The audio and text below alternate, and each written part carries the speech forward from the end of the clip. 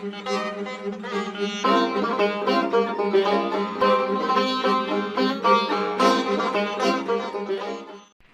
people now called Negroes are the most and the least understood of the world's people. This term, Negro, demoralizes us and is it detrimental. I feel that it doesn't give us any association past the slave ship. I think that the first task of people of African descent, whether in the United States or in Africa or elsewhere, is to get rid of this slave named Negro. This curious word Negro was seldom or never used in Africa itself. And this word has no meaning, or no worthwhile meaning at all, in Africa. I would doubt myself if it has any useful meaning anywhere else. What is a Negro? A simple question, but the answer is not so simple.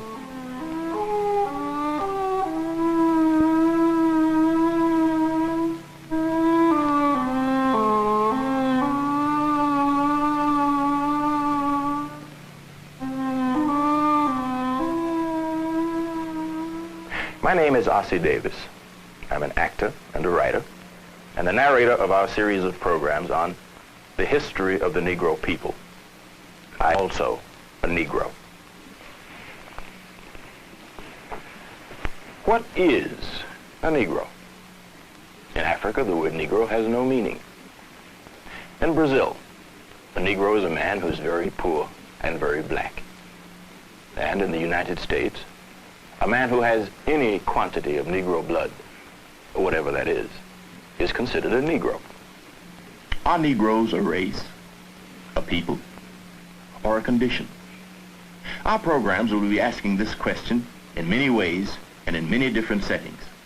Our odyssey will take us throughout the world to Africa, where we will explore the relationship of American Negroes to the land of their origin.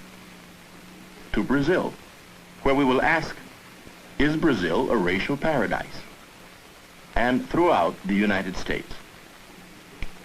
Our aim in this series is both a modest and an ambitious one. We will be asking many questions and perhaps answer only a few. For there is a vast ignorance of Negro history among whites and Negroes, and the job of filling this vacuum is massive. Do Negroes have a heritage and a tradition like the Greeks, the French, the Anglo-Saxons? Or are we something less, as others have portrayed us? Everywhere we have looked, we have seen Negroes as savage and barbaric, humble and self-sacrificing, scared and childish and inferior.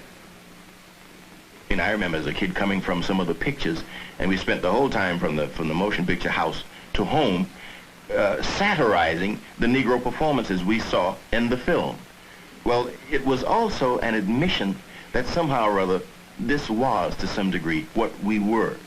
Now these important and very, very impressionistic things that we got from these films did to some degree govern our behavior. When a Negro child goes into a movie, for instance, and sees himself or sees another Negro in an unfavorable light, he feels to some degree threatened.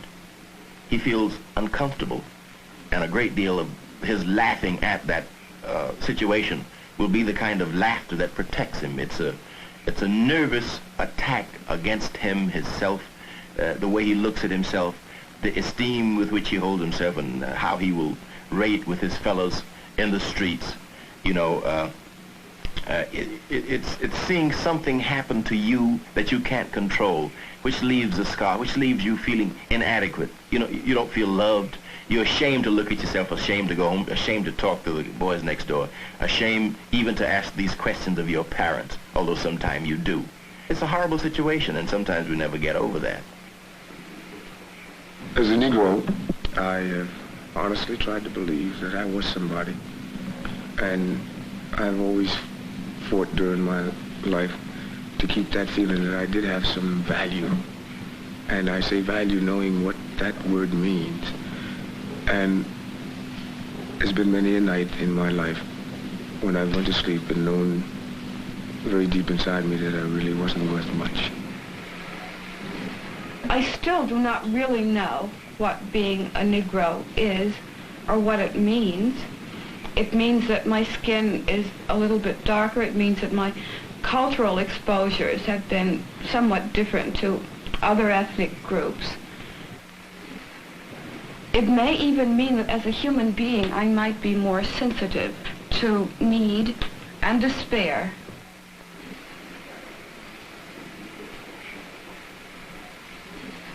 Oh, yes, you know, that wish I was white kind of thing, when you begin to sort of get the feeling of difference, like maybe you're dirty, something's wrong. But there was that feeling, you know, so early you can't even remember where it started. I'm not over it yet. It's part of my American heritage. We were told we were a people without a past and without a future. And Negro boys and girls learned before very long that they were something special. You know, at an early age, as soon as you start school, you begin to catch on to the whole racial thing. But once you get into school, you begin to know it and know there's a difference and that the difference is against you. There's no real reference to me as a Negro or to my father or any of the other Negroes who have contributed so much to the growth of the United States. And I really can't understand it.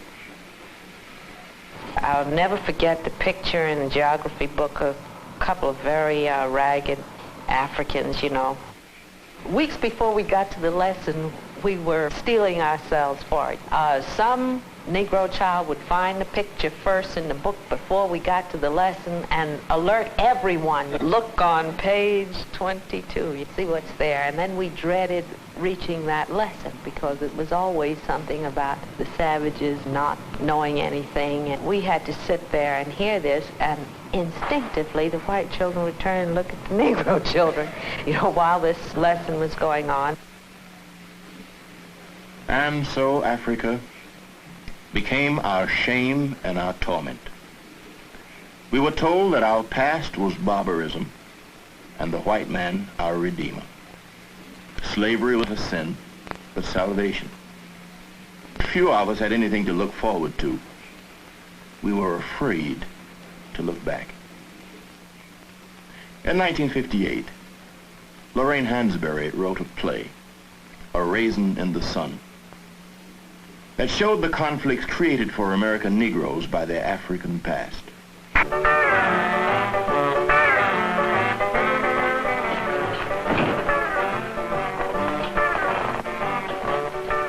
Well, what have we got tonight? You are now looking at what a well-dressed Nigerian woman would wear. Isn't that beautiful?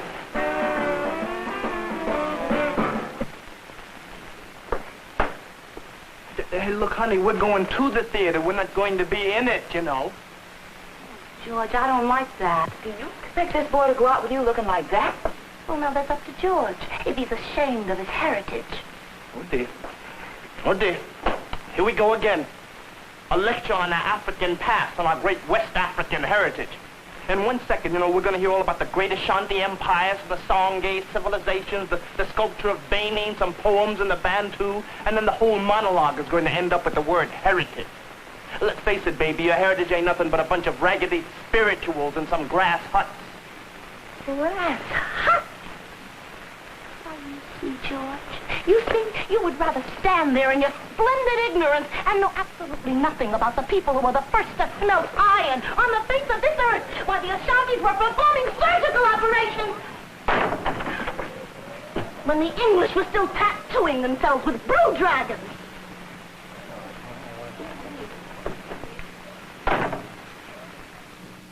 At the Heritage Program of How You Act, a federally sponsored effort to develop better opportunities for Harlem's Negro youth, a new version of African history is being taught.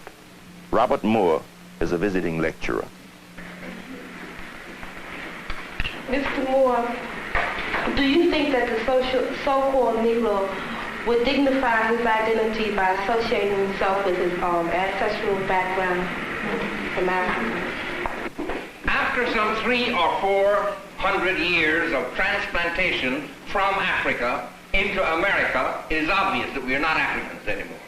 We are Afro-Americans, Americans of African ancestry, and that connects us basically with our original heritage and culture. The accomplishments of Africa before and after... Director of the program is John Henrik Clark. This accomplishment is generally glossed over or neglected in human history. A lot of the misconception of Africa and the distortion of African history is involved in a word that is relatively new, the word Negro. A kind of nickname that grew out of European laziness, the inability or the lack of a desire to give Africans their proper identity. In the period when the Europeans had to justify the exploitation of Africa and the demeaning of a whole people, they systematically started the effort to read the African out of human history. A great deal of our ignorance of African history sits upon the old conservative racial discrimination and prejudice which we have had in Europe. Basil Davidson is a British writer and historian on Africa. States. It still sits upon the belief, perfectly unscientific, quite unbased in any scholarly discipline, that the Africans, that is to say, if you like, the Negroes, are people of some sort of inferiority to others and therefore have not been able to develop in the same way. Now, you know the great myth of the colonial era. The great myth took the shape of saying that the Africans, the Negroes, are children, and because they are children, it said, failing to develop, we the Europeans, you the Americans, must go in there and show them the way they should go, civilize them, introduce them to the blessings of orderly life. One of the misunderstandings, you see, about Africa is the apparently primitive material nature of their civilization. You look at these people living in these villages and you wonder, what is their past? Do they have a past?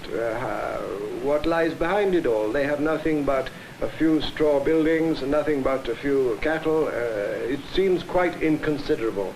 The Dinka, for example, have no stone in their country. They have almost no metal. Half their country is underwater half the year. They cannot build and could never possibly build an imposing material civilization, but their achievement was, of course, to learn how to master their environment, and this they have done with quite outstanding success, so that the outside picture, the superficial picture, gives no indication at all of the depth of their culture. These are the people who have mastered the problems of taming this difficult, vast continent with all its extraordinarily great obstacles to living, its swamps, its deserts, its mountains, and its forests. The story of Africa over the last 2,000 years has been one of quite epic dimensions. Africa.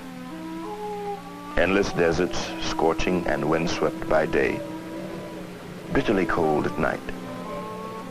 And the Sahara, the world's largest desert, a harsh, bleak expanse of land challenging anyone to cross it.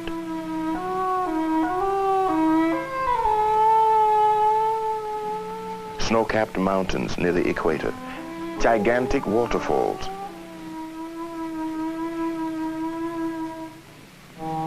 In the jungle, mists and rain almost daily. These were some of the barriers to penetration.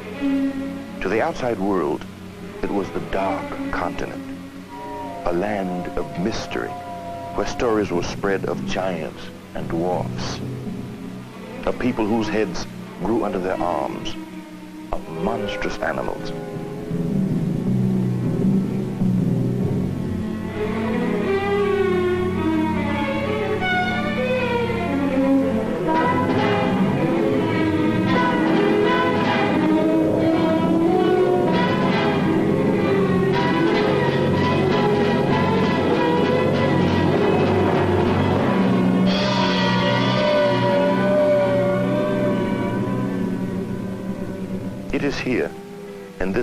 bidding of the world that what may be the remains of the first man were discovered. In 1959, in Tanganyika, a scientific expedition had been digging for weeks in the sun-baked earth, looking for traces of the earliest man. Then, in July, Dr. Louis Leakey and his team found what he called Zinjanthropus, nicknamed the Nutcracker Man because of the strength of his jaws. He was about 600,000 years old, and maybe the creature that makes Africa the real cradle of mankind.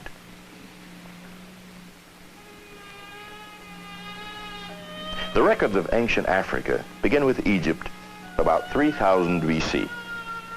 Its spectacular achievements of the monumental pyramid and brooding sphinx have always been credited to Asia and the Mediterranean. But there is growing evidence that Egypt owes more than originally thought to the land to the south, Kush, the land of the Negroes. About 700 BC, Kushite kings conquer Egypt and become the 25th dynasty. Little is known today about the land of Kush, but in the ancient world, it was highly respected. In 1791, the French philosopher Count de Valny wrote of the Kushites, a people now forgotten, discovered while others were yet barbarians the elements of arts and the sciences. Then, in about 325 AD, Kush is attacked and destroyed and disappears from our view. For the rest of Africa, there is little we can say for certain. Except for the Kushites, Africans had no writing. They kept in their memories the history of their people, stories narrated down from generation to generation.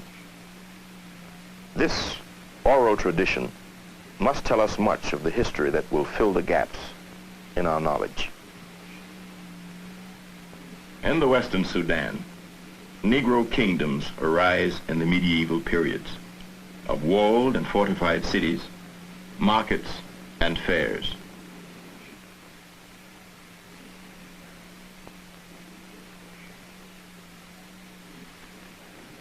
Ghana is the earliest of these civilizations, going back to 300 AD. In the 8th century, an Arab writer tells us that the Arabs sent an expedition to this pagan land of gold. African markets, the main source of gold before the discovery of America. Then, about 1067, Arabs from the north, fired by their new faith, storm into the Western Sudan.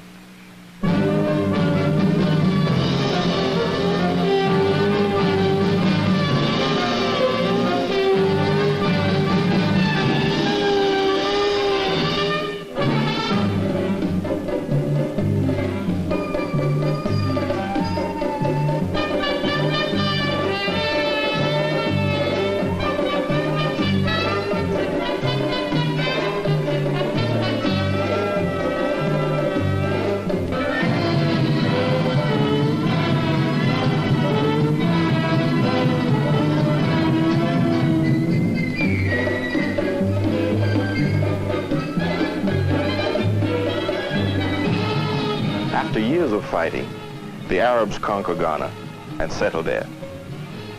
From this time on, trans-Saharan caravan trade flourishes. And with the trade comes Islam. Islam spreads through West Africa. When Europe was going through a so-called Dark Ages, Muslim culture is the main advancement of human knowledge.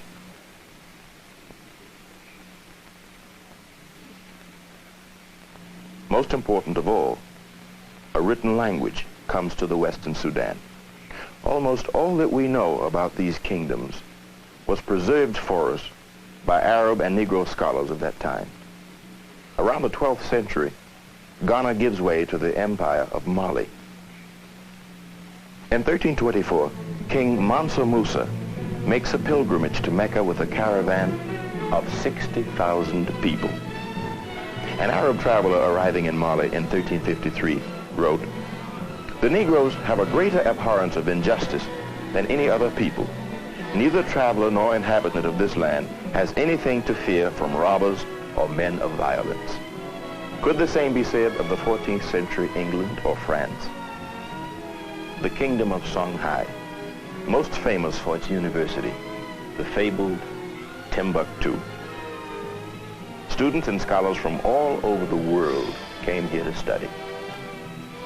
A Moorish traveler wrote, "More profit is made from the book trade than from all other branches of commerce." If we ask ourselves a little more nearly, what have been the cultural contributions of African peoples to the rest of the world, then of course we are faced immediately with the remarkably original and outstanding quality of their plastic arts. The most important art in Africa has of course been dancing. And dancing has passed into the folklore of the whole of the rest of the world from its African origins. If you go to places like Brazil or the West Indies or the southern United States, you will find African dances still being danced there, though of course in different circumstances and therefore in somewhat different ways. But the whole concept of rhythm as being an expression of the personality and not simply a wiggling of the body. And a wiggling of the body is all that most Europeans can achieve. But an expression of the personality, this comes from the African concept of dancing. More obvious is the tradition of plastic art. A large number of African peoples have developed forms of sculpture in wood, or in stone, or in ivory, or in brass, or bronze, or iron, or gold, which are of great effectiveness and great originality. And this too, of course, is passed into the general Western tradition of pictorial art and to some extent of plastic art as well. The remarkable art of Benin and Ife. The bronzes of Benin were said to be worthy of Cellini. Europe was amazed at the discovery that Africans could perform such an impressive creation of bronze casting. African sculpture burst upon the European art world. It became a major influence in the modern movement. Picasso, Braque, Modigliani, Leger, Derain found in African sculpture a freedom and a vitality they had been searching for. Here was no slavish imitation of nature, something the camera could do better, but a new and fresh way of looking at the world behind the appearance. We have only skimmed the surface of the history of African civilizations, and there are wide gaps in our knowledge. Among the riddles of ancient Africa are, where did the Negro come from? What happened to the Cushites after their defeat? Where did the sculptors of Benin learn their remarkable skills? We haven't even begun to penetrate some of these mysteries. Yet, growing knowledge and interest in Africa is rediscovering a world we never knew. And many Negroes are examining for the first time the values that were lost. My name is Eula Mazik, and I'm addressing my question to Mr. Clark.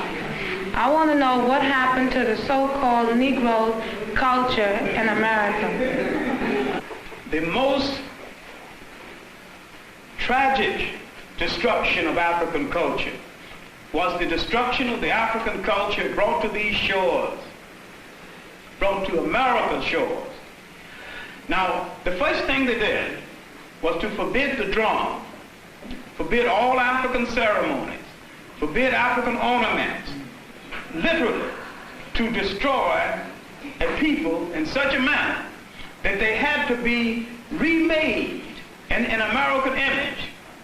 This was not exactly true in the West Indies. It was slavery, make no mistake about it.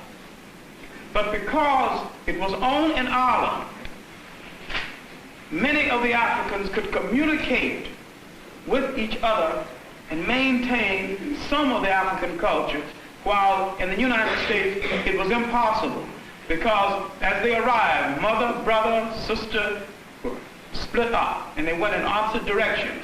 Then they were resold. They might have been resold within a matter of days after they were sold the last time. So it was difficult for relatives to keep track of each other, and it was difficult for a continuity to be maintained in African culture. This was the beginning of the fragmenting of our family in this country. It was also the beginning of the demeaning and the negation of the masculinity of the black male in America. This demeaning of our culture and this reading us out of the commentary of human history has left deep psychological scars. What we are trying to do now is a massive job of rebuilding the inside, the spirits, the hopes, the history, the culture of a people. We're trying to restore those values that have been taken away. And we're trying to get across to black youth that they have a part to play in the making of a new world. They have the imagination, they have the energy. You must first restore that part of yourself that has been negated by oppression. It is as essential to you as bread and water. It is part of the food that must feed your spirit in the world of tomorrow. And it is part of what you will have to transfer to your children.